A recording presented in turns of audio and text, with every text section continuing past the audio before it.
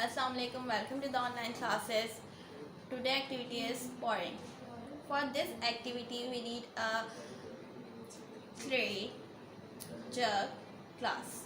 Fill the jug with water and hold the jug with the right hand, and with the left hand support the bottom of the jug and pour the water from the jug to the glass carefully. Make sure